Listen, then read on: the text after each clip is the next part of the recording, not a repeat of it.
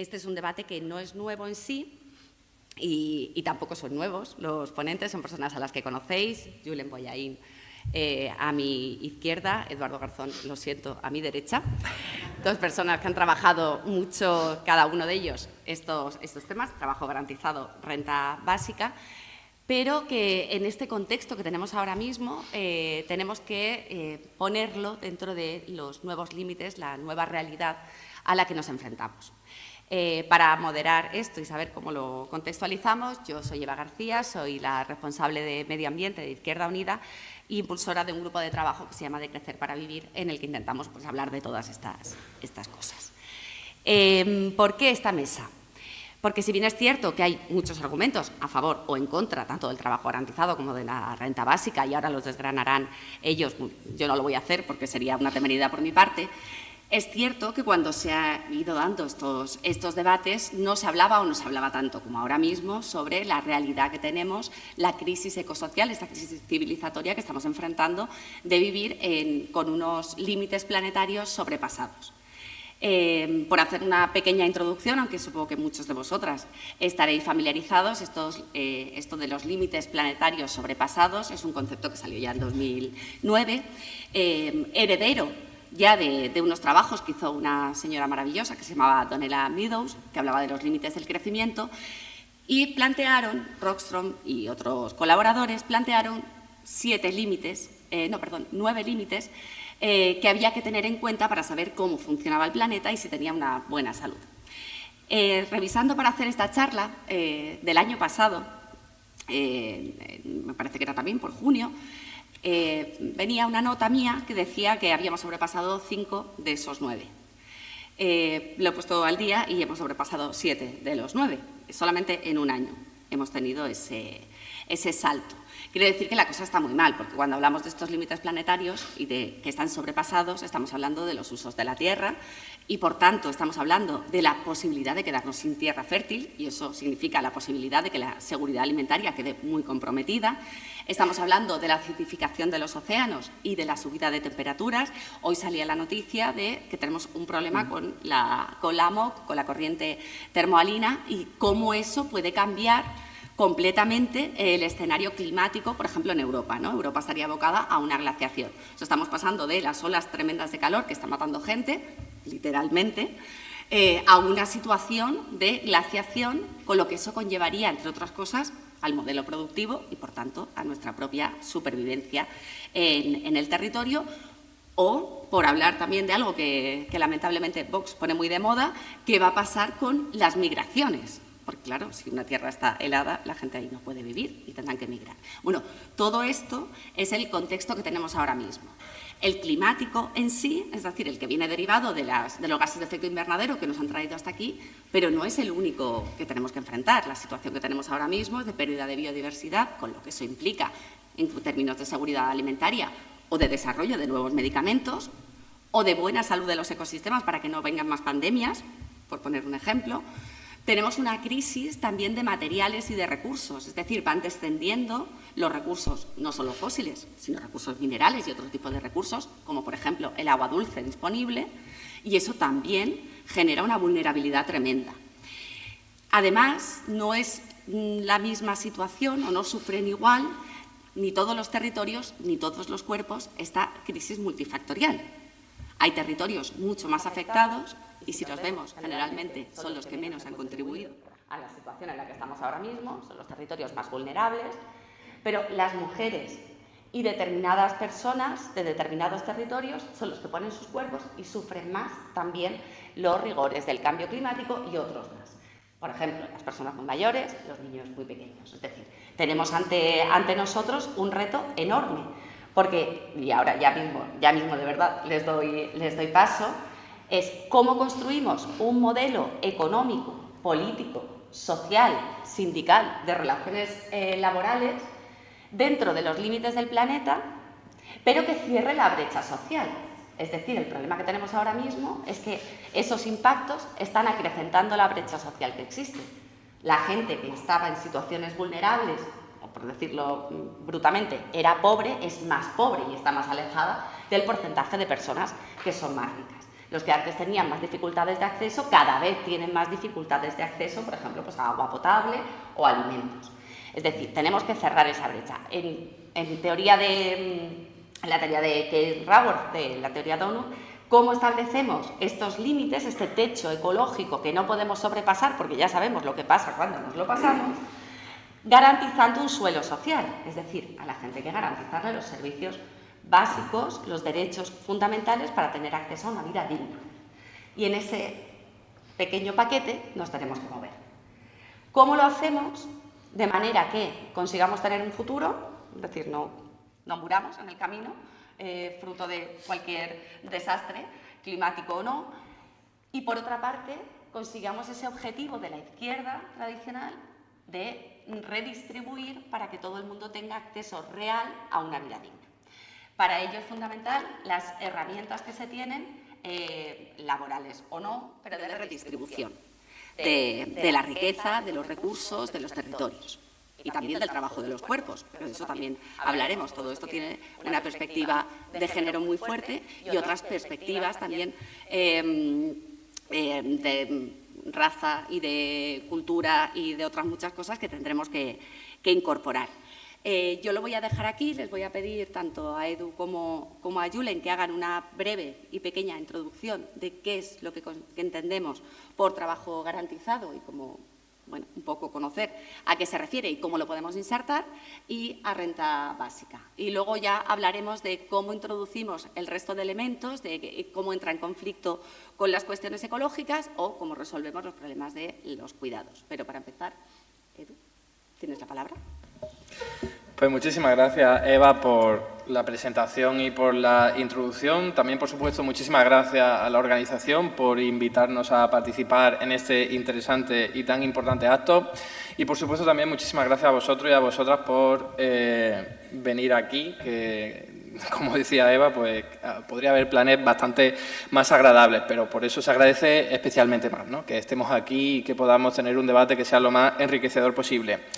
Voy a ceñirme a la pregunta en concreto, no sin antes aclarar que, claro, el tema de la crisis ecosocial, pues desde luego plantea un desafío enorme y pretender resolverlo con algún tipo de medida pues es absolutamente ambicioso y creo que está fuera de cualquier tipo de posibilidad real. Pero, eso sí, aquí vamos a hablar de propuestas para entender hasta qué punto pueden acompañar en el proceso de transformación enorme que necesitamos hacer, que es una transformación completa del sistema económico en el que vivimos. No podemos perder de vista que no hay una solución posible de ponerle un parche a nuestro propio sistema para lograr ser respetuosos con el medio ambiente y respetar los equilibrios ecosistémicos. No, necesitamos transformar el sistema de arriba a abajo, ¿no?, superarlo, como cada uno lo quiera llamar. Entonces, dentro de ese contexto en el que creo que todos compartimos, ¿hasta qué punto este tipo de medidas pueden acompañar, pueden enganchar bien con esas propuestas económicas más generales?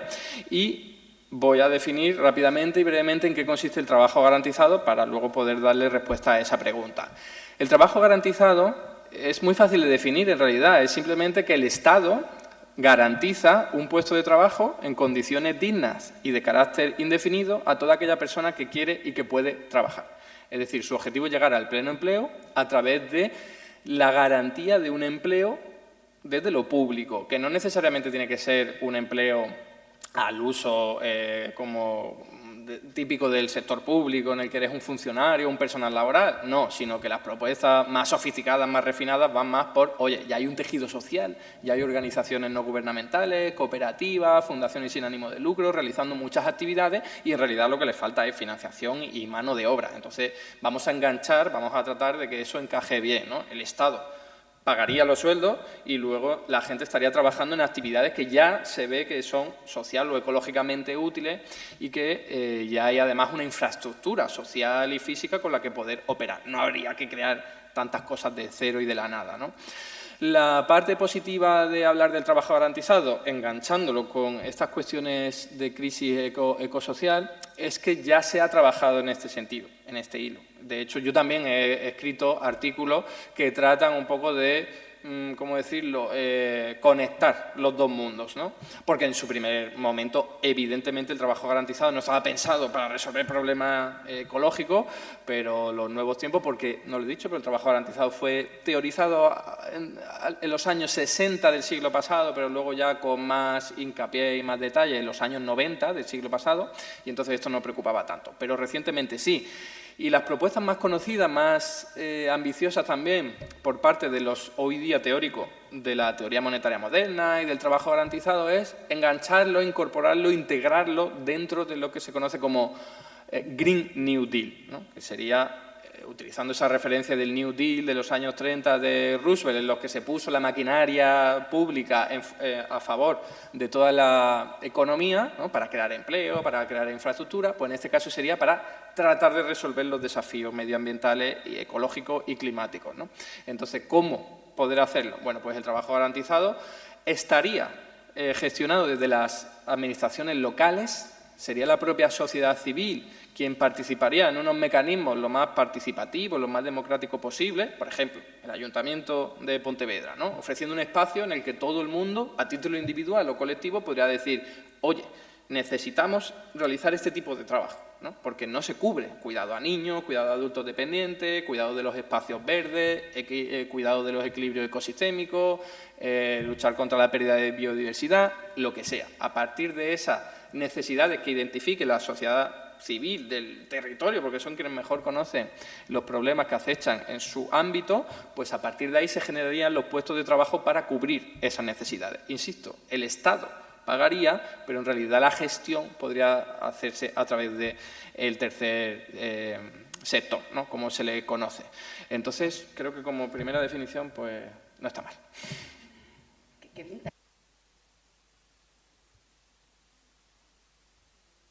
¿Renta básica? Vale. Sin presión. Poca presión aquí para empezar, bien. Nada, muchísimas gracias, Eva, Edu, y un placer también a quienes habéis organizado esta primavera del decrecimiento, porque bueno, parece que son debates quizá no tan mainstream, ¿no?, pero que hay que darlos, y es una batalla también, sí, económica, social, de vida, pero también una batalla cultural que tenemos que darla, ¿no? Así que nada, un placer también a todos y a todas por haber venido. Y directamente, para ajustarme a los tiempos, voy a empezar a comentar lo que es la renta básica. Quizá la mayoría de vosotras ya tenéis alguna noción, ¿no? Pero la renta básica, ahí voy a ir un poco con Edu, es algo muy sencillo de entender. La renta básica es simplemente una asignación monetaria que da el Estado a cada persona, a cada miembro de pleno derecho, residente en un determinado área geográfico. ¿Por qué? Por el simple hecho de ser persona, ¿no?, como un derecho de ciudadanía, como puede ser la educación pública, como puede ser la sanidad pública, ¿no? ¿Por qué? Pues bueno, pues porque si tenemos derecho a la salud, si tenemos derecho a la educación, también entendemos que tenemos derecho a la subsistencia, ¿no? Esto no es algo nuevo, esto es algo que tenemos que retrotraernos más de 2000 años a la Atenas clásica para ver de dónde viene, y bebe de, bueno, pues una filosofía política, ¿no?, de la filosofía republicana, que lo más interesante para mí es ver cómo discutía el concepto de libertad esta filosofía, ¿no? Y es que para el republicanismo la libertad, una persona es libre siempre y cuando no dependa de otra para vivir, siempre y cuando pueda vivir sin permiso de otra persona, siempre y cuando pueda vivir sin depender de otra persona, ¿no? Eso es lo que nos dota a las personas de libertad, ser, bueno, pues dueños de nuestro propio camino en la vida, ¿no? ¿Eso cómo se hace? Bueno, ha habido propuestas muy distintas a lo largo de los años. Antes estábamos hablando, ¿no?, cómo pues al calor de la Revolución Francesa, por ejemplo, había economistas y filósofos que decían que la forma de dotar de libertad a la ciudadanía era dándole a cada persona un trozo de tierra para que pudiese cultivarlo, ¿no?, y para que no tuviese que depender de otra persona para vivir, para que no tuviese que pedir permiso para vivir, ¿no?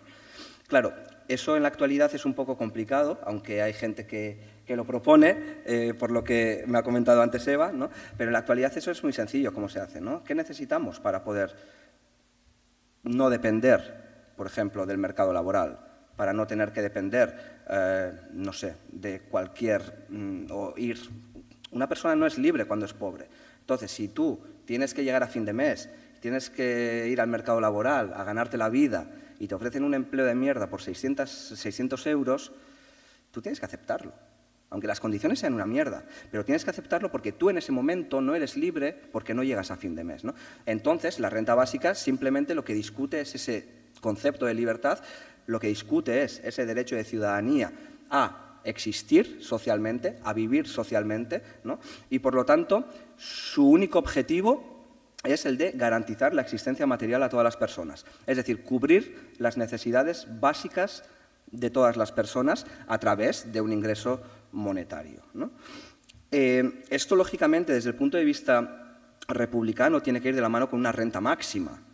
¿Por qué? Porque si hay poderes, ya sean públicos o privados, que tengan el poder suficiente para poder amenazar a una democracia o a un gobierno democráticamente elegido, esos poderes privados están atentando contra la libertad de la gran mayoría de la ciudadanía. Si Iberdrola o Repsol pueden decirle al gobierno o quitas un impuesto o me voy, esas dos empresas o cualquiera de esas empresas está demostrando que tiene un poder privado tan grande que puede amenazar a lo que democráticamente ha elegido, en este caso el pueblo español, ¿no? Y eso va contra la libertad de la inmensa mayoría de la ciudadanía. Entonces, una renta básica tiene que ir de la mano, lógicamente, si discutimos ese concepto de libertad republicana, también de una renta máxima, ¿no? Entonces, esto es algo, la renta básica, que bueno, pues ya hay más de 200 proyectos piloto que se han hecho a raíz a lo largo y ancho del mundo, en economías muy dispares, desde Estados Unidos, Canadá, a India, Kenia, Finlandia, Namibia, me da igual. Barcelona mismo se ha hecho un proyecto piloto, ¿no? Y es algo que se está hablando mucho. Hablaba antes, Edu, del Green New Deal. Bueno, es interesante porque, por ejemplo, hay una resolución del Parlamento Europeo del año 2018 en la que insta a los Estados miembros a que debatan sobre la renta básica y cómo precisamente la renta básica puede ayudar a hacer frente a esos retos del siglo XXI que tenemos, como pueden ser la crisis de cuidados, la crisis ecológica o la evolución del mercado laboral, ¿no? Entonces, yo creo que esto, para empezar, 5 minutos. Qué maravilla. Que luego soy una tía maja, que no les estoy extorsionando aquí ni nada, para que se ciñan. Vale, más o menos queda claro lo que plantean. La cuestión es que hay un debate por parte de algunos autores, algunos son conocidos, son autores de aquí de España, como puede ser Jorge Richman, que plantean que hay un problema. Si de lo que estamos hablando ahora mismo es de que tenemos que decrecer, bueno, no es que tengamos que decrecer, existe un contexto de declive de recursos y de necesidad de disminuir esa utilización de los recursos, disminuir la producción y, por tanto, disminuir el consumo, porque van aparejados. Y, claro, la primera cuestión que cabe preguntarse es ¿esto cómo se va a gestionar? Porque si el declive ya se está dando, es porque alguien está gestionándolo. Y sorpresa, es el mercado. Vale, pues eso no lo queremos, evidentemente, porque se está dando ese decrecimiento, ese declive, pero con una brecha enorme, la que decíamos antes, ¿no? No lo están viviendo igual quienes están en territorios o cuerpos vulnerables que quienes están en la parte alta de la sociedad o las personas no racializadas.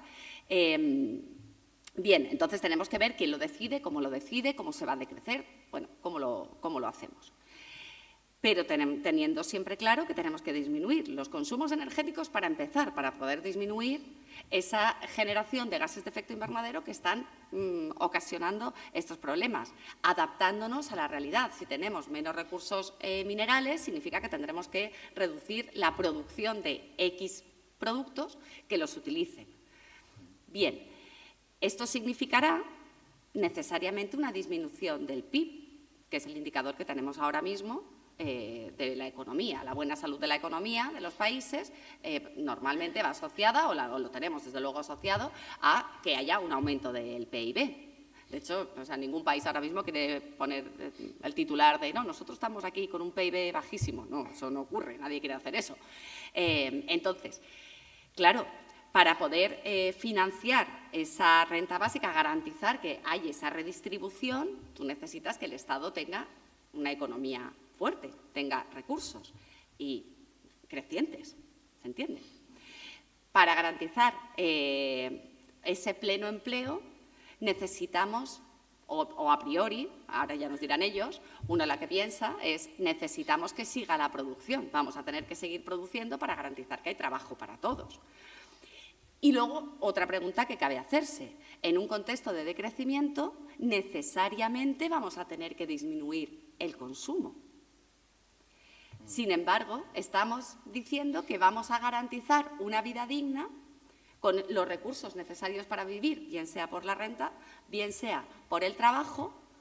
¿Esto no podría ser un motor de aumento del consumo y que mucha más gente pudiera consumir más, teniendo en cuenta el contexto cultural que tenemos? Que ahora mismo la gente lo que piensa es, vivo mejor si consumo más. Y consumir menos necesariamente es vivir peor. ¿Somos capaces de establecer también esos límites de qué significa consumir lo justo para una vida digna? ¿Tenemos esa capacidad de poder diseñar? ¿Podemos imaginar cómo hacer una renta básica en ese contexto de límites? ¿O cómo hacemos un trabajo garantizado sin que eso implique un aumento de la producción y, por tanto, un aumento del consumo? Yo creo que esas son preguntas que hay que responder desde las dos ópticas para ajustarnos a la realidad que tenemos. Y aquí lo dejo y empiezo ahora por ti, Julia. Vale, ¿cuánto tiempo tenemos? Pues un poquito más.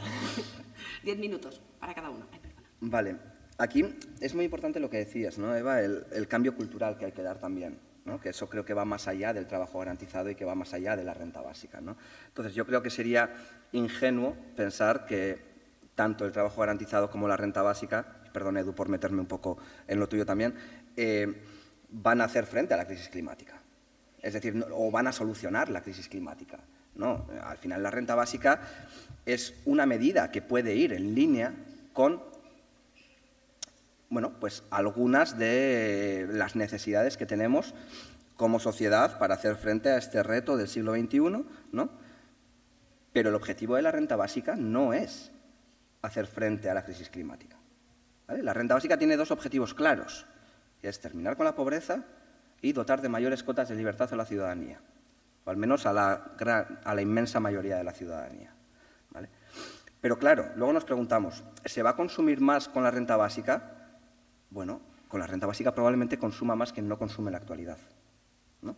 Porque el 20% más pobre de la ciudadanía tendrá más dinero mensualmente y podrá llenar esa nevera de la que hablábamos anteriormente, ¿no?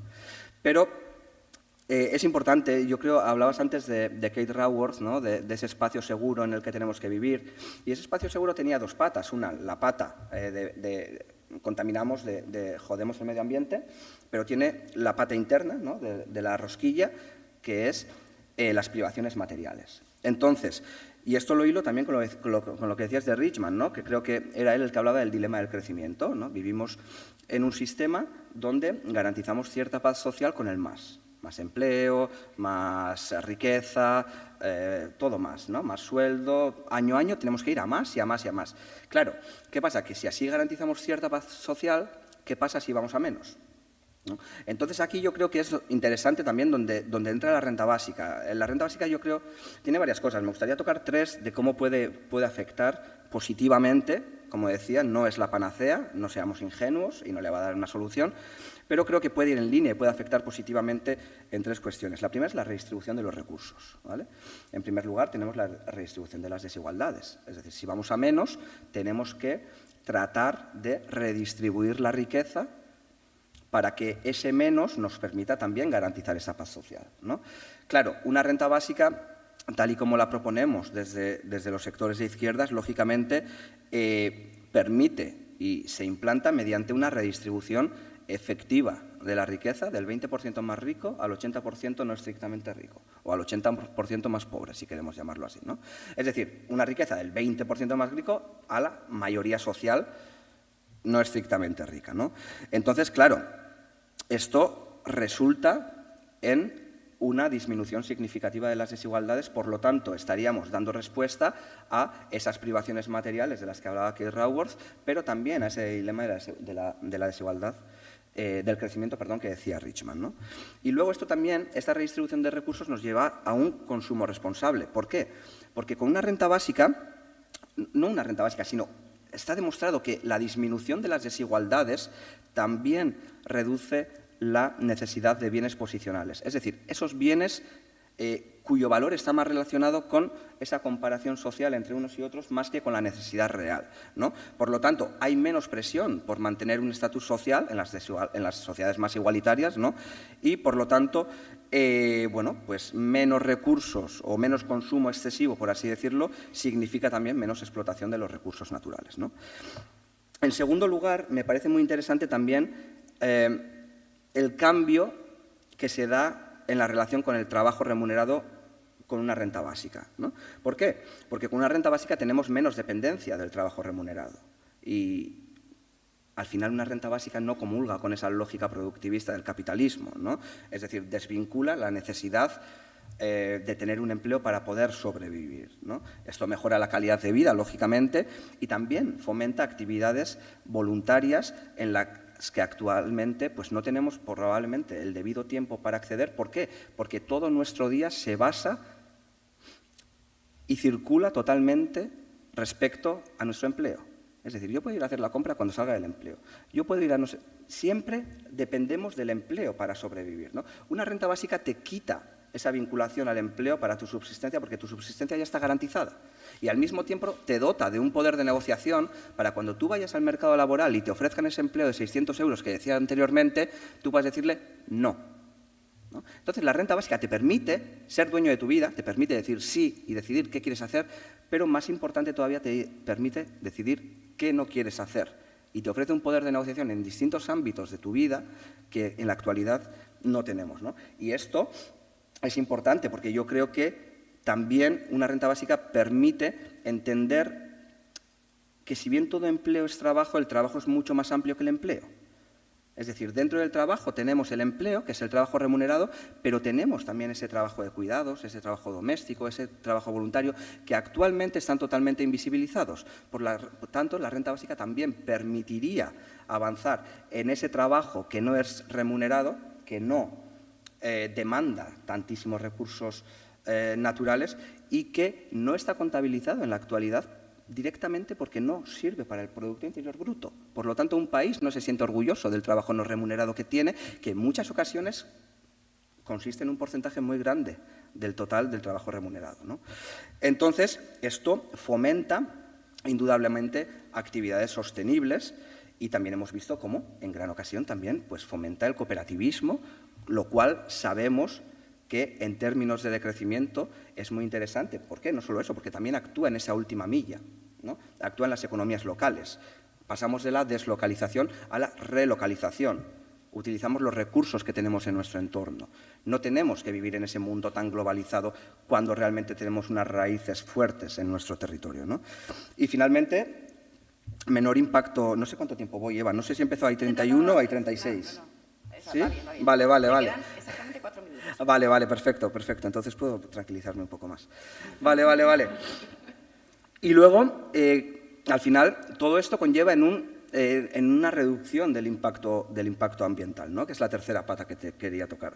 Al final, son menores usos de recursos, se pueden optar por modelos de vida más sencillos, modelos de vida que reduzcan nuestra huella ecológica y, al final, esto impactaría, como decía anteriormente, en ese fomento de las economías locales, que son inherentemente más sostenibles y menos dependientes también de los mercados globales, ¿no? Y antes se hablaba, y también por tocarlo simplemente, ¿no? Porque se hablaba de cómo quizá algunos países que son quienes menos han contribuido, más allá de distintas personas, ¿no? y colectivos, cómo son también quienes más están sufriendo las consecuencias, ¿no? Pues una renta básica, si pensamos un poquito en ello, es interesante también el impacto que puede tener en los países menos industrializados. ¿Por qué? Porque reduce la pobreza, lógicamente, en esos países, ¿no? Pero hoy en día, gran parte de la ciudadanía de esos países tiene que vivir a través de la deforestación, porque es su método de vida, tiene que vivir a través de la caza furtiva y venderla en mercados ilegales, por ejemplo, ¿no?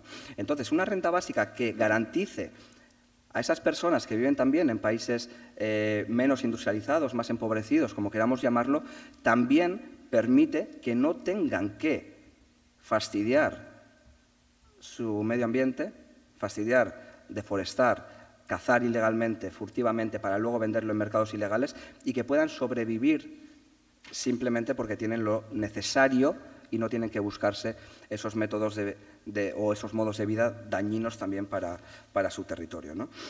Entonces, todo esto nos lleva a… Cuando hablamos de renta básica estamos hablando de cambios de los estilos de vida.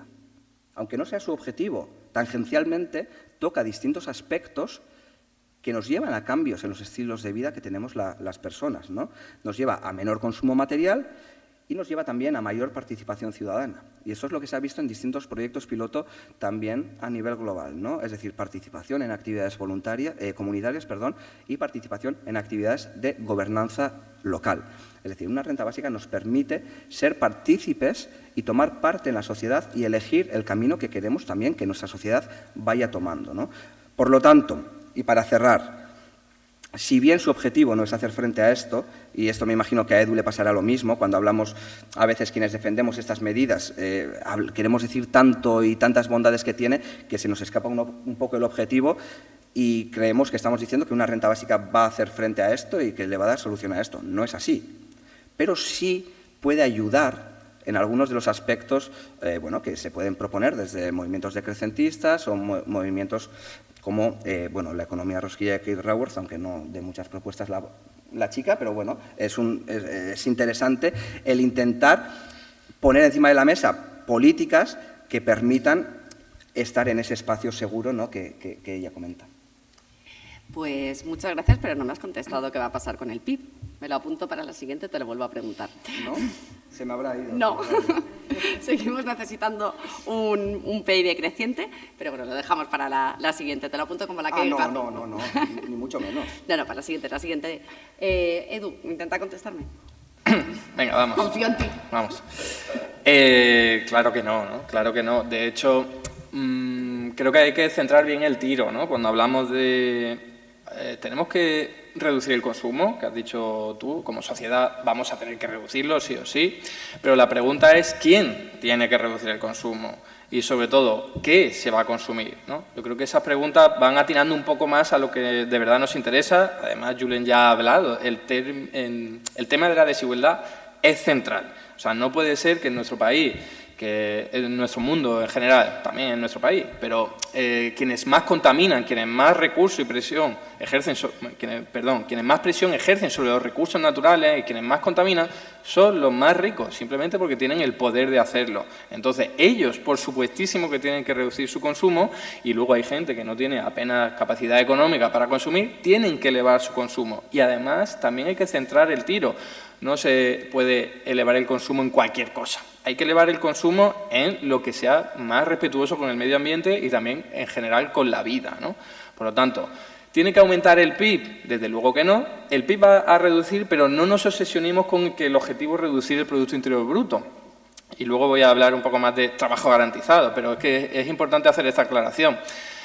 El Producto Interior Bruto es un indicador que mide en términos monetarios cuánta producción se realiza. Pero claro, en esa producción incluye cocinar, incluye cuidar a un niño, incluye deforestar un bosque, ¿vale? Entonces hay que también de nuevo bajar al detalle, es decir, yo quiero que reduzcamos la presión y la producción sobre las actividades que son más nocivas para el medio ambiente y quiero que crezcamos en actividades que son muy beneficiosas para el ser humano y también para el medio ambiente, ¿no?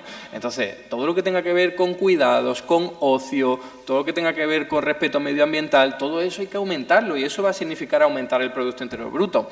Lo que pasa es que el saldo va a ser negativo porque las actividades más contaminantes de todas son también las que elevan más el Producto Interior Bruto, ¿no? Me estoy refiriendo a todo lo que tiene que ver con extracción de recursos naturales, sobre todo la energía y además el transporte en general, ¿no? El transporte marítimo, el transporte aéreo consume mucha energía fósil y es muy contaminante. Entonces, eso aumenta también muchísimo el Producto Interior Bruto y eso acabaría reduciéndose.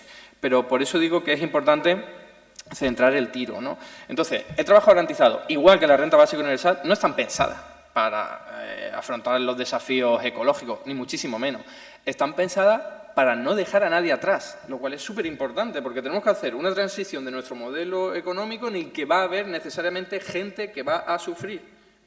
Porque si lo lidera este transformación del modelo económico, quienes siempre lo han liderado, sabemos que va a ser un reparto desigual de los costes. Entonces, no queremos enfocarnos ni orientarnos hacia un ecofascismo, queremos hacer todo lo contrario. Y para eso, este tipo de medidas son fundamentales. En esa transición hacia un modelo económico muy diferente, queremos proteger a todo el mundo. Con la renta básica, con el trabajo garantizado, con una combinación de las dos que se puede hacer perfectamente, entonces eso ya es un valor en sí muy importante. No podemos abstraernos y decir, bueno, ya está, hemos resuelto el problema ecológico. No, porque para poder hacerlo vamos a tener que afrontar muchos problemas, muchos desafíos y también muchas contradicciones, ¿no? Entonces, ¿de qué forma, desde mi punto de vista, el trabajo garantizado aporta bastante aquí?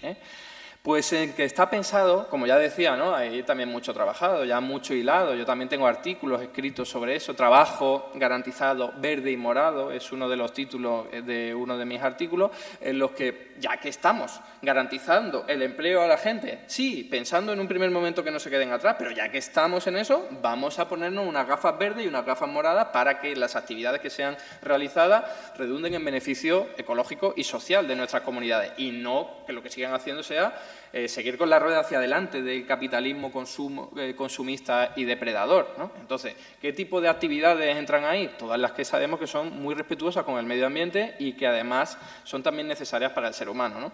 El cuidado en general a los niños y a los adultos dependientes, a los ancianos, y luego, por otro lado, el cuidado al medio ambiente, ¿no?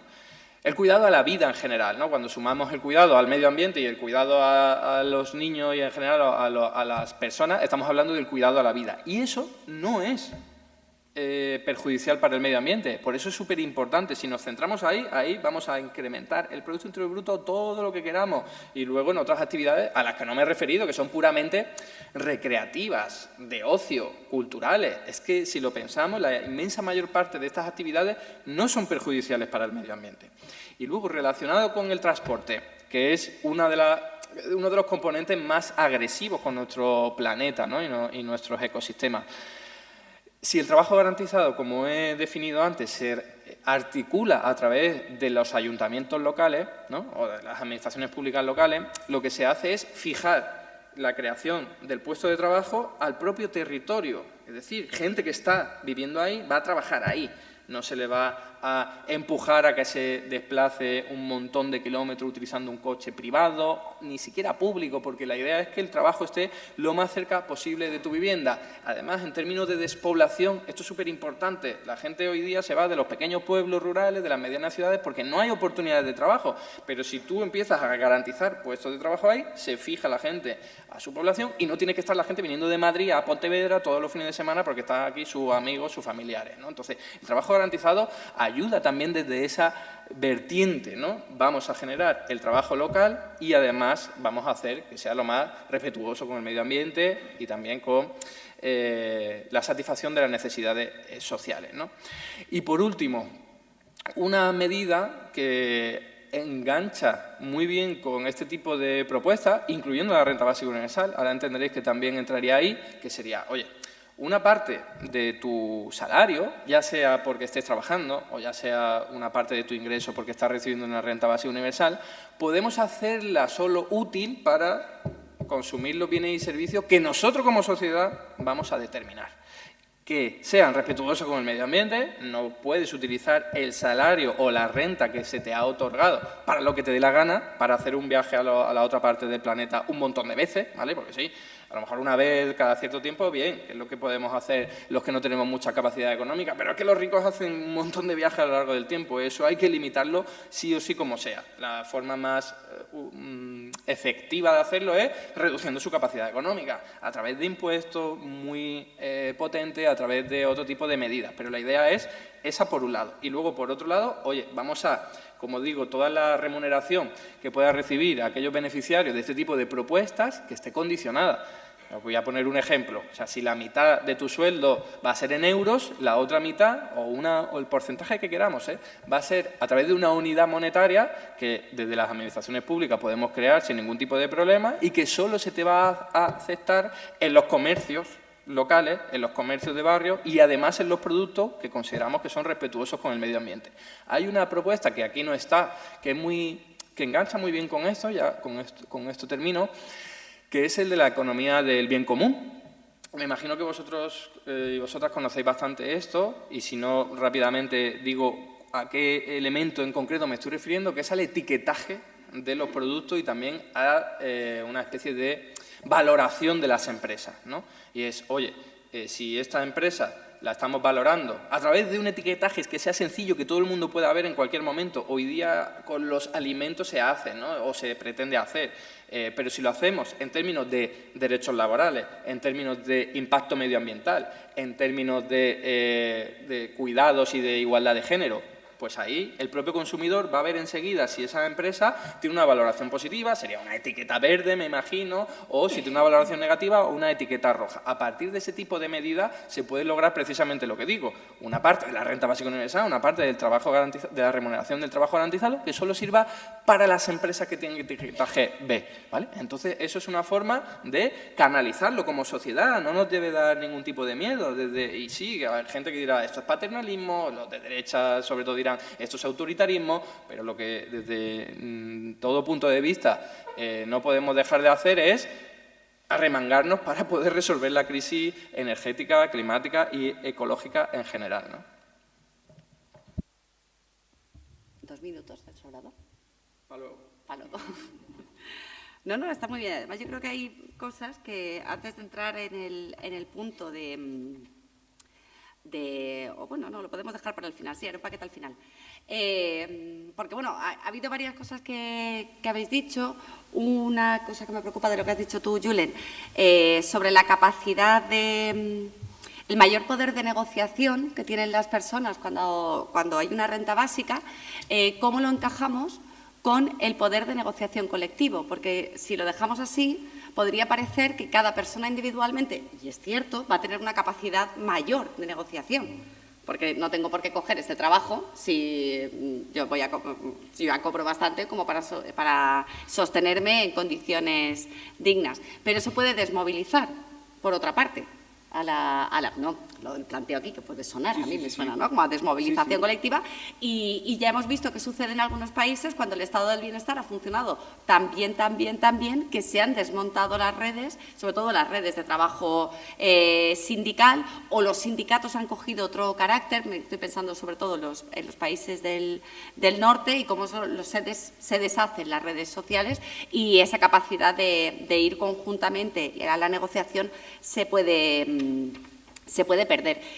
Y de lo que plantea Edu, o sea, me surgen las dudas con el tema de que al final lo dejamos también de una manera un poco individual, ¿no? En la decisión de esas empresas que podemos elegir. Aunque, quiero decir, porque sería un poco difícil lo del etiquetado y que la mitad del dinero no lo puedan ganar. O sea, me lo imagino ahora mismo a la extrema derecha con los tanques entrando por aquí diciendo quiero matarte, ¿no? Pero bueno, es un tema que, bueno, que yo creo que puede tener ciertos problemas para llevarlos a cabo, sobre todo porque además en este caso sí entraría uno de los elementos que están planteando mucho algunos de los que trabajan los temas de decrecimiento, que es qué escala cogemos.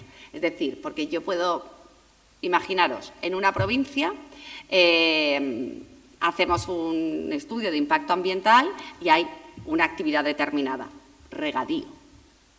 Y o sea, tú haces el estudio y ahí sale favorable, se puede hacer. Pero cuando llevas 15... Y en toda una zona, lo que llaman la bioregión, con la misma actividad, el sumatorio ya no daría favorable. Entonces, ¿qué escala cogemos para estas actividades y para decir esa actividad efectivamente es positiva y no tiene un impacto ambiental? O sea, eso también tendríamos que darle una vuelta, porque ahora mismo eso no se tiene en cuenta. Yo es que lo veo, por ejemplo, en mi provincia, vengo de Málaga y es como un caso muy claro, tenemos 60 campos de golf en una comarca. Todos tienen criterio ambiental positivo. Todos y cada uno de ellos. Y incluso siendo bien pensado decir, venga, va, no, lo han hecho, esos técnicos han hecho bien el estudio. Y puede ser, pero el sumatorio es imposible. En una provincia que está en colapso hídrico, 60 campos de golf no hay por dónde cogerlos, el sumatorio no sería posible. Y eso es uno de los elementos de planificación que yo creo que tendríamos que incorporar también en en esa parte de economía del bien común, que cada una de las actividades puede serla, pero quizá no en conjunto, o cuál es la escala que tenemos que medir para decir, bueno, esto lo podemos hacer. Pero bueno, lo dejo también un poco al final, un poco, si os parece, hacemos un bloque de gobernanza, ¿no? De cómo trasladaríais esto, cómo se llevaría a cabo, a través de qué papel tienen los sindicatos. Los dos más o menos tenéis claro. Sí, bueno, o no, venga, nos lanzamos ahora. Ahora, paquete de gobernanza y después queda cuidados, que me gusta más. Paquete de gobernanza. ¿Cómo hacéis esto? ¿Cuál es la escala que necesitamos para trasladarlo? ¿Cómo planificaríamos democráticamente las cosas? ¿Quién participa en esa planificación democrática? Es decir, venga, sí, tenemos que diseñar nuevos modelos de producción, de transporte. ¿Cuál sería la escala? ¿Cómo lo hacemos? Y ahí cómo se insertan también los sindicatos para que no se pierda esa fuerza necesaria de la clase trabajadora que sabemos lo que pasa cuando no tiene fuerza. Que esto nos lo desmontan y viene el ecofascismo montado a caballo. ¿Qué queráis? Yo no sé jugar a golf, pero si tengo que aprender para que me invites a Málaga, yo aprendo, Yo tengo otra cosita, tengo lo del PIB cogido ahí todavía que Pero empiezo, si quieres, con lo de los sindicatos. Hablabas tú del sumatorio de los campos de golf, ¿no?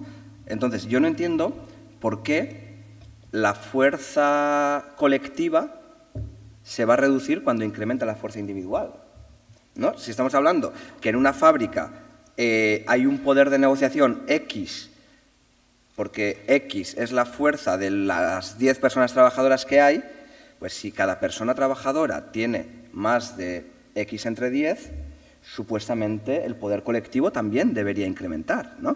De hecho, la renta básica yo creo que desde ese punto de vista laboral es muy interesante porque actúa como caja de resistencia. Es decir, con una renta básica puedes hacer huelga. Y eso hemos observado cómo cuando hay sindicatos con cajas de resistencia fuerte, como ocurre en Euskadi, por ejemplo, donde se hacen el 50,5% de todas las huelgas estatales, porque hay industria y porque es más fácil organizarse, pues las condiciones laborales y los salarios también son mejores, ¿no? Hace poco yo leía un tuit de un periódico de estos que decía que, además, mira, es que me viene al pelo, que las pensiones en Euskadi ya eran un 70% más altas que en Galicia, ¿no? Y trataban de confrontar las dos comunidades autónomas, ¿no? Y claro, yo les respondí, es que en Euskadi se hacen más de la mitad de las huelgas de todo el Estado español, ¿no? Entonces, claro, al final yo creo que la renta básica ahí actúa como caja de resistencia que te permite hacer huelga, por ejemplo, ¿no? Sin el miedo a quedarte en la calle sin nada. Entonces, claro, yo creo que es un arma potentísima, además es un arma potentísima porque, claro, actualmente cuando hay una gran bolsa de parados, los salarios bajan, ¿no? Porque el poder de negociación de la clase trabajadora se reduce, sobre todo de las personas desempleadas se reduce, ¿no? Claro, con una renta básica tú no estás obligado a aceptar un empleo, por lo tanto, los salarios y las condiciones laborales también deben incrementar si esos empresarios, sobre todo de las actividades pues más físicamente más duras o salarialmente y de condiciones laborales más precarias, quieren tener trabajadores y trabajadoras que trabajen para ellos, ¿no? Porque si no, y tal se ha visto de hecho con la gran desbandada también, etcétera, después de la pandemia, cómo muchísima gente dejaba sus trabajos porque tenía ahorros, ¿no? Entonces, ¿qué tiene que ver? Y esto ya lo siento traerlo, pero el pay them more, ¿no? Págales más. Si realmente quieres tener trabajadores y trabajadoras y actualmente esos trabajadores y trabajadoras no te necesitan a ti para sobrevivir, lo que tienes que hacer es pagarles más y ofrecerles menor precariedad, ¿no? Y en cuanto al Producto Interior Bruto, antes, y aquí voy muy en línea con lo que decía Edu, ¿no? El 10% de la población mundial posee el 75% de la riqueza, recibe el 50% de los ingresos y es responsable del 48% de todas las emisiones de CO2. Entonces, aquí tenemos un enemigo común, ya apuestes por renta básica, por trabajo garantizado o por lo que te dé la gana, ¿no? Siempre y cuando lo mires desde un punto de vista de izquierdas, que es ese 10% más rico, que es quienes están jodiendo el planeta y quienes están haciendo que millones de personas mueran de hambre porque no tienen lo mínimo para llegar a fin de mes. Entonces, ¿Sin incrementar el PIB podemos redistribuir y podemos financiar una renta básica? Indudablemente. Lo que hay que poner y lo que hay que ver bien es cuál es el objetivo, ¿no? Y, de hecho, en los estudios de financiación que realizamos, el objetivo siempre está claro cuál es, porque aunque la renta básica la reciban todas las personas, eso no significa que todas las personas salgan beneficiadas monetariamente. El 20% más rico tiene un ingreso neto mensual inferior al que tenía antes de la implantación de la renta básica, ¿no? Y en cuanto a gobernanza, y aunque a mí me guste mucho lo local, yo no sé muy bien todavía dónde lo establecería. Ahora mismo, dentro de unos meses, espero, se publicará un estudio, un paper científico que hemos escrito sobre, es el primer paper que hace una financiación de renta básica a nivel europeo, ¿no? Con las distintas encuestas de condiciones de vida de todos los países y, lo que es más importante, con el umbral de la pobreza de cada país, ¿no? Por lo tanto, yo creo que algo como la renta básica, cuanto más alto vaya, mejor. Eso sí, siempre teniendo en cuenta que la renta básica es una cosita y que luego las políticas municipalistas son lo importante, y realmente creo que ahí es donde tenemos que avanzar todavía más desde el punto de vista de hacer frente a los retos ecosociales. Al final, un reto global para el que tenemos que actuar, sin duda, localmente también. Genial. A ver, sobre lo que te preocupaba de lo que era individual, lo del etiquetaje. ¿Es individual la respuesta del consumidor? Sí, que eso no es poca cosa, que desde la izquierda muchas veces todo lo pensamos, o de determinados ámbitos de la izquierda también, pero bueno, lo pensamos todo desde lo colectivo, cuando hay cosas tan simples que desde el propio consumidor se pueden resolver. Pongo un ejemplo, o sea, como es el impuesto a las bolsas de plástico, eso simplemente desde lo individual se ha visto como, para un ámbito muy pequeño y poco importante, pero bueno, desde lo individual y del propio punto del consumidor tienen muy buenos resultados en términos de eficiencia sobre todo, ¿no? ¿Y qué pasa? Que aunque sea una respuesta del consumidor cuando dice, oye, pues aquí hay un etiquetaje verde y por lo tanto respetuoso con el medio ambiente, voy a comprarlo, en realidad la responsabilidad de poner el etiquetaje no sería de los individuos, claro, sería de la propia sociedad, a través de los mecanismos que se determinen. Nosotros no los conocemos, desde luego. Dice que en Málaga los campos de golf reciben una aprobación, el impacto medioambiental, pues eso habrá que mirarlo, evidentemente. Nosotros no, al menos yo no puedo aportar nada ahí. Entiendo que eso es una labor que hay que hacer para cada tipo de sector, pues tú bien decías, esto uno solo quizás no, pero muchos sí, pues lo mismo para un montón de sectores. Sobre todo todos los que tengan que ver con comprar un tomate. Si el tomate viene de la otra punta del planeta, joder, pues comprar un tomate, depende de qué tipo de tomate, depende de dónde provenga, y eso es un análisis desde luego difícil, desde luego complejo, desde luego no es para nada sencillo, pero se puede hacer, y sobre todo cualquier paso que demos en esa dirección ya es un avance que no es poco, porque a veces queremos resolverlo todo con un tipo de medida y no, en realidad todos sabemos que el desafío medioambiental que tenemos ya en lo alto solo se resuelve con una transformación radical del sistema económico y con un montón de cosas más, como decía Julen, una cuestión cultural de cambio de mentalidad, pero también, por supuesto, con medidas de redistribución de la renta y la riqueza para que los ricos dejen de contaminar tantísimo como hacen, y un montón de cuestiones. Cuando las sumamos todas, pues ya la cosa queda un poquito más guay, ¿no? Tenemos un puzzle más completo.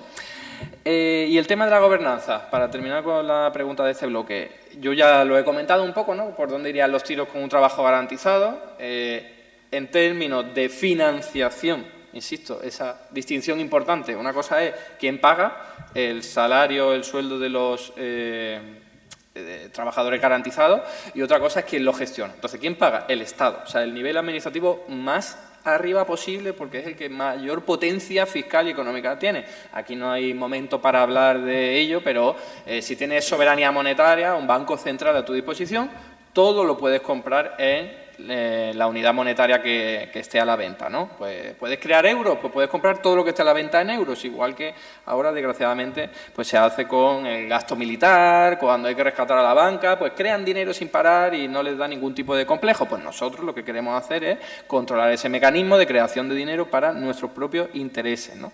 No para los suyos, los de la élite, como siempre. Y por otro lado está la gestión. Ya he dicho, la financiación, lo más estatal, centralizado, lo más arriba posible, y luego la gestión, ya lo he comentado, ¿no? O sea, las propuestas van a nivel local. cada país será una escala diferente, pero la idea sería las entidades locales, al menos en España, ¿no? Ya redactamos un libro en el año 2015 hablando precisamente de cómo implementar el trabajo garantizado con la legislación española y enganchaba perfectamente con las entidades locales, incluyendo diputaciones provinciales. Claro, habrá también cuestiones como las que he comentado antes que trascienden eso. Necesitaremos un ministerio para poder gestionar, bueno, yo qué sé, por ejemplo, la cuenca de los ríos, ¿no? Que tiene un impacto medioambiental tremendo. No lo va a hacer una diputación provincial o un ayuntamiento, la idea es que se haga desde lo más arriba posible, por eso vuelvo a lo del sector. Pero el trabajo garantizado y gestionar los empleos, las actividades a realizar, eso desde lo local, porque son las necesidades de los propios vecinos y vecinas, que son quienes mejor conocen cuáles son esas necesidades, que habrá que atender desde el ámbito local, ¿no? A través de mecanismos lo más participativos posible, lo más democráticos posible. Y aquí hay un dilema que lo comento y ya termino con ello, que es hasta qué punto tiene que ser algo local y dejado a nivel de los propios ciudadanos decidiendo qué hacer, porque a lo mejor se ponen todos a votar en una localidad, vamos a hacer campos de golf o vamos a dedicarnos a la caza, ¿no? Esto que lo comento así de broma, pero no es tan broma. Hay pueblos pequeños que estarían encantados de dedicarse al mundo taurino, a la caza, si le dejara la posibilidad de ello, ¿no? Entonces, ¿hasta qué punto tiene que ser una decisión de los propios vecinos y vecinas y hasta qué punto tiene que estar condicionado por una serie de vectores desde el Estado o desde algún organismo más supralocal que determinara o guiara por dónde deben ir los tiros para que sea medioambiental, sea respetuoso con el medio ambiente y también con la vida humana? Genial.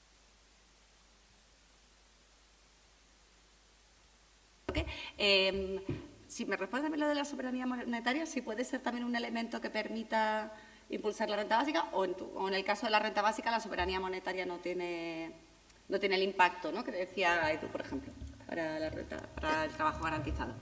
En este caso, y al final la renta básica debe depender de quien tiene la capacidad financiera para pagarla, ¿no? Es decir, la renta básica, por ejemplo, comentaba antes que nosotros vamos a hacer un estudio europeo. Este estudio europeo no tiene una implicación práctica realmente porque Europa no tiene la competencia recaudatoria, ¿no? Entonces, Europa no tiene los recursos suficientes para financiar una renta básica europea. En este caso, Galicia no tiene la recaudación, la competencia de recaudación y, por lo tanto, no puede financiar una renta básica en Galicia. ¿Quién puede hacerlo en este caso? Puede hacerlo el Estado español para el total del territorio del régimen común, pueden hacerlo las diputaciones forales de Guipúzcoa, Vizcaya y Áraba para cada uno de sus territorios y puede hacerlo también Navarra, ¿no? Entonces, al final, para financiar la renta básica, estoy un poquito en línea con lo que decía Edu, ¿no? Lo tiene que hacer quien tiene la capacidad, en ese caso para financiar el trabajo garantizado, en este caso para financiar una renta básica. Es decir, quien tenga la competencia para ello y quien tenga esa capacidad recaudatoria, ¿no? En el caso de la renta básica no es necesaria tener soberanía monetaria para llevarla a cabo. ¿Por qué? Porque la renta básica se financia a través de una redistribución de la riqueza. Por lo tanto, no hace falta ninguna soberanía monetaria como tal y, de hecho, pues perteneciendo a la zona euro tranquilamente, se puede financiar una renta básica porque depende de tus políticas fiscales. Es decir, depende de la reforma fiscal que tú propongas para financiar la renta básica, ¿no? Esa renta básica o esa reforma fiscal que tantas veces se ha ido planteando, ¿no?, que viene a través de una reforma del IRPF, una reforma o un establecimiento, del impuesto sobre la riqueza, etcétera, ¿no? Es decir, es una reforma fiscal y por lo tanto no implica o no necesariamente se necesita una soberanía monetaria para ello.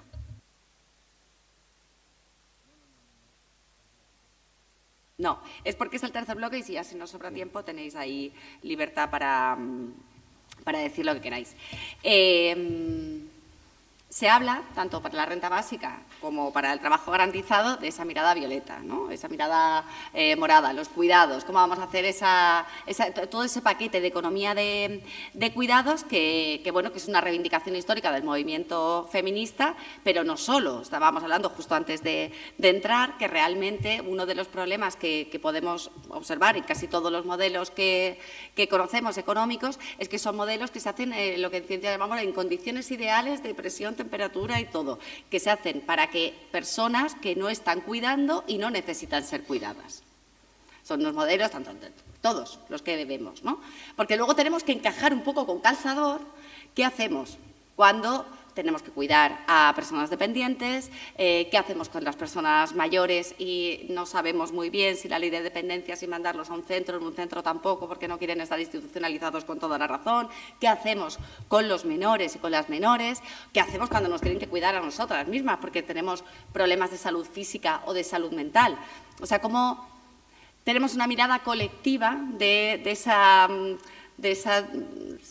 ¿cómo se le llaman? ¿No? La mirada colectiva no es del desánimo, ¿no? Como de la sensación de estar mal, ¿no?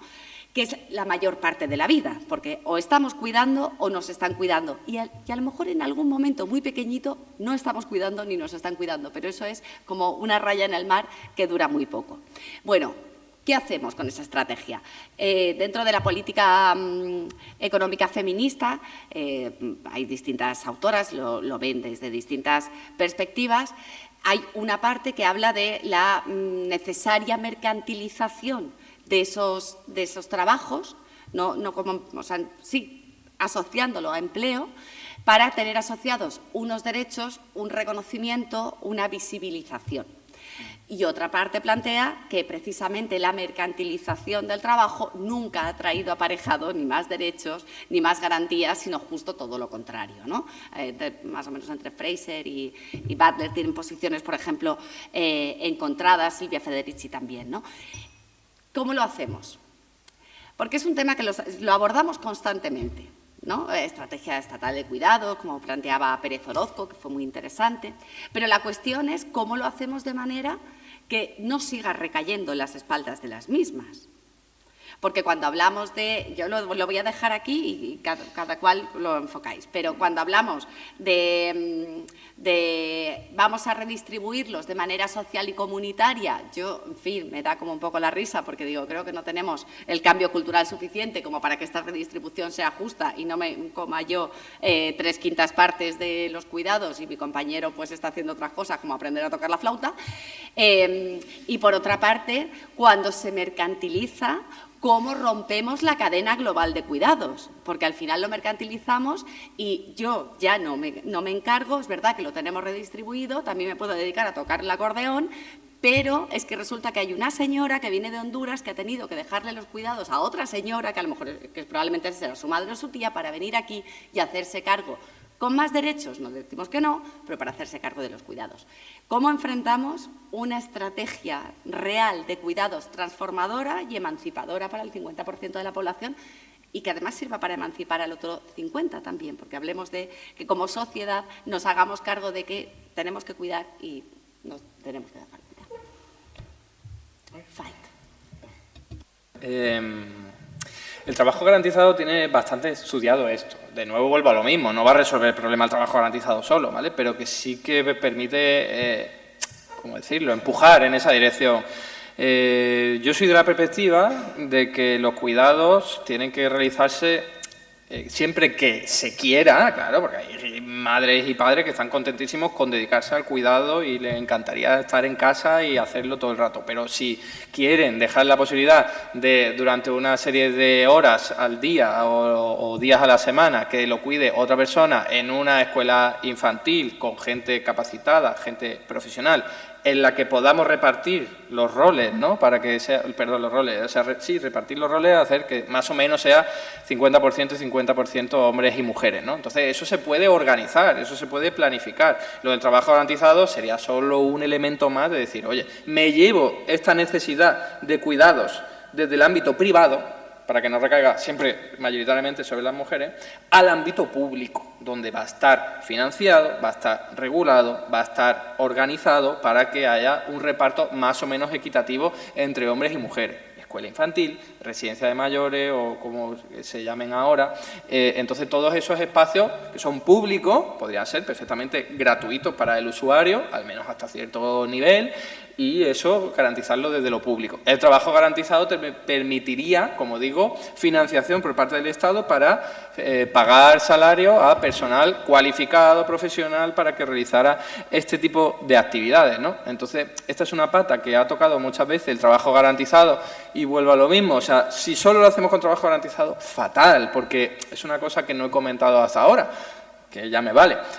Porque el trabajo garantizado está pensado para que sea salario mínimo, ¿vale? Está pensado así, desde su propia concepción teórica, ¿no? Tiene que ser salario mínimo, el que haya establecido la sociedad, pero salario mínimo, con la idea de ir empujando a todos los que han quedado por debajo, ¿vale? Esto no me quiero alargar en ello. Entonces, la clave es decir, si ahora vamos a volcar toda la responsabilidad en actividades que van a estar pagadas solamente al salario mínimo, pues corremos el riesgo de precarizar, de que no sea gente suficientemente capacitada, que sea simplemente la persona que está muchísimo tiempo en el desempleo y tiene que trabajar como sea, ¿vale? Entonces, por favor, que no sea solo la responsabilidad sobre el trabajo garantizado, que está ahí para apoyar, para sacar a la gente de lo más bajo, ¿vale? Para que no se quede nadie desprotegido, pero, por supuesto, esto hay que abordarlo de una mirada mucho más general y mucho más holística, desde el propio Estado, más allá del trabajo garantizado.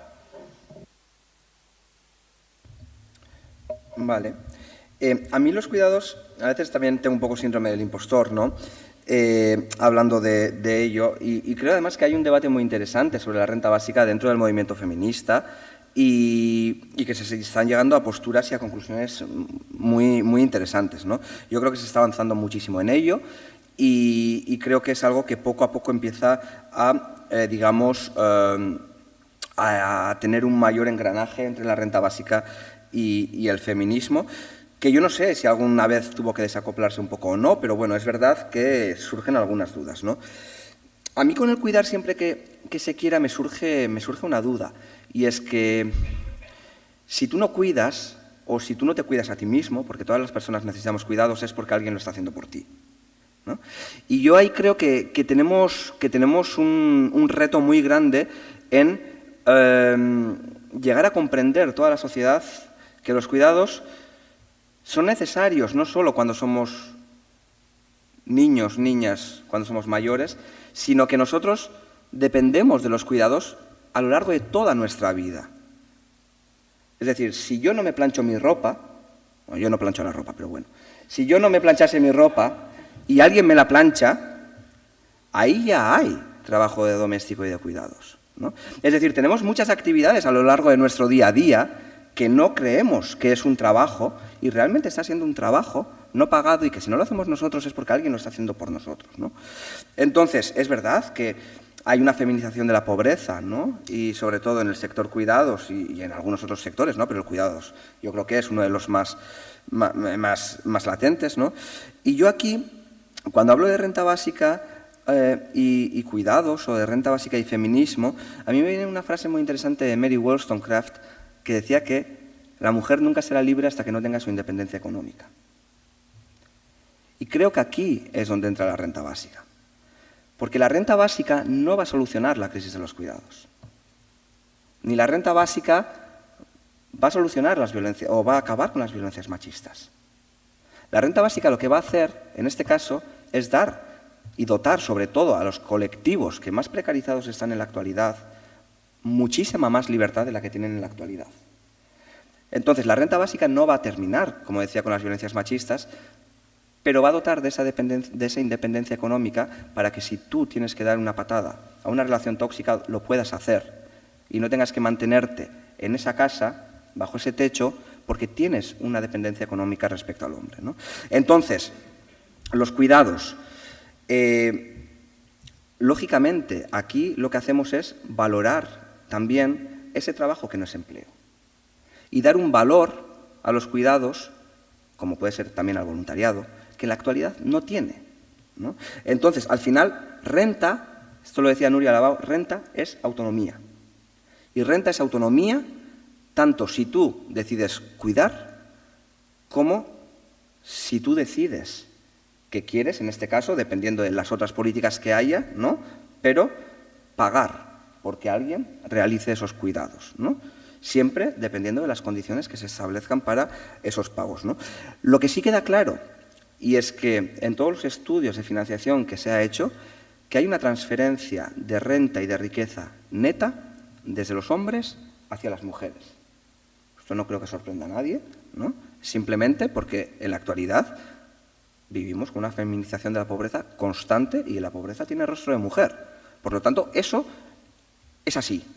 Sin embargo, cuidado, porque la renta básica no va a solucionar la crisis de los cuidados y probablemente la renta básica pueda, y digo pueda porque no lo sé, tener algunas externalidades negativas respecto, por ejemplo, a que las mujeres vuelvan a casa a realizar cuidados, ¿no? Mi directora de tesis doctoral, por ejemplo, me decía que eso no iba a pasar.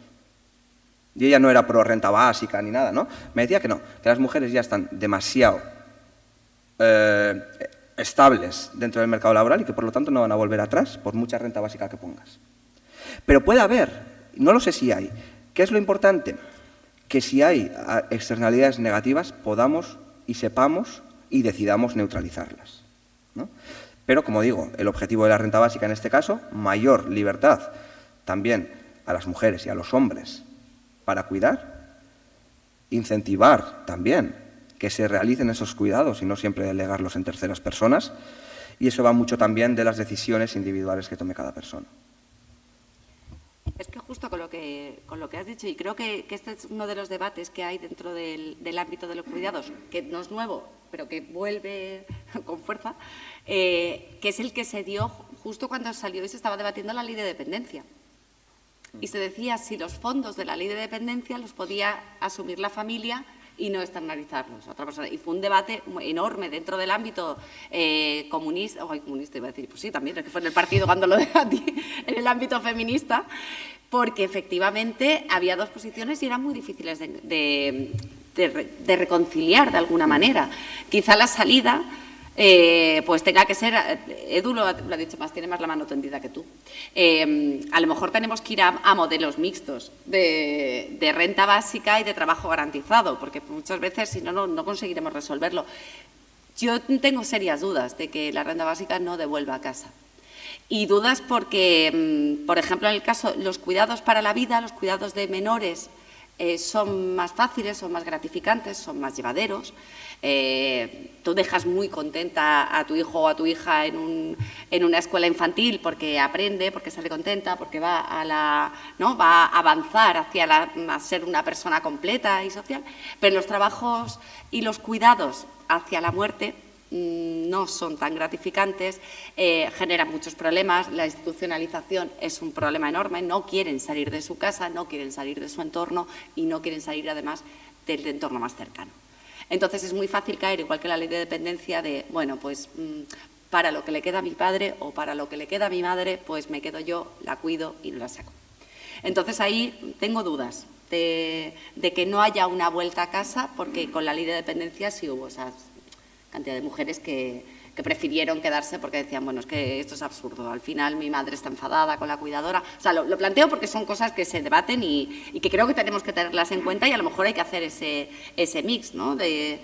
Para no perder esa perspectiva también del trabajo como elemento emancipador, más allá de solamente tener la renta, sino es toda la generación de alianzas que creas con otras personas, de capacidad de interlocución. En fin, yo creo que tiene, bueno, que no sé cómo lo veis, pero yo creo que tendría que ser algo compartido. No va a resolverlo ninguno de los dos, ni la renta básica ni el trabajo garantizado, y requiere además de un cambio de mentalidad enorme. Esto requiere de políticas feministas y de políticas de cuidados. Y la renta básica puede ser una política que traiga muchos beneficios para las mujeres, pero no es una política de cuidados. Por lo tanto, y como decía antes, es ingenuo pensar que con una renta básica vamos a solucionar esto. Es totalmente ingenuo. Como también es ingenuo pensar que vamos a solucionar la crisis ecológica. ¿Estamos de acuerdo en terminar con la pobreza y dotar de libertad a las personas? Bueno, pues si estamos de acuerdo con ello, la renta básica es un paso para ello. Es una herramienta que va a permitir conseguir eso. Y además, tangencialmente, va en línea para dar respuesta a algunos de los retos del siglo XXI que tenemos. Los comentaba anteriormente. La evolución del mercado laboral, la crisis de cuidados, la crisis ecológica, el incremento de las desigualdades. Pero eso no quiere decir que vaya a dar solución a esos retos. Por lo tanto, si queremos realmente hacer frente a esos retos, afrontarlos decididamente como tenemos que hacerlos, hacen falta otro tipo de medidas. Y hacen falta otro tipo de medidas, tanto si hablamos de renta básica como si hablamos de trabajo garantizado. Muchas gracias, Julen. minuto también para... Pero es que no tengo nada más que aportar, porque además suscribiría lo que dice Julen, entonces prefiero que si hay un turno de coloquio o algo, pues dejar tiempo para eso. ¿Una pregunta? Queda un minuto, no, queda un minuto, entonces no hay turno de preguntas, pero cuidado que esta mesa es facilona y se deja invitar a cañas y se habla de lo que sea después. Que podéis seguir preguntando lo que queráis, pero ya será en un contexto lúdico.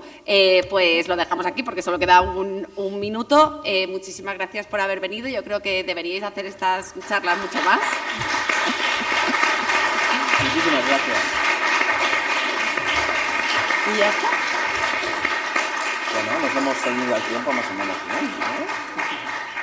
Un aplauso para estos dos cracks que, aparte de contestar a las cosas, se han ceñido al tiempo, en tiempo y forma, cada una de las preguntas.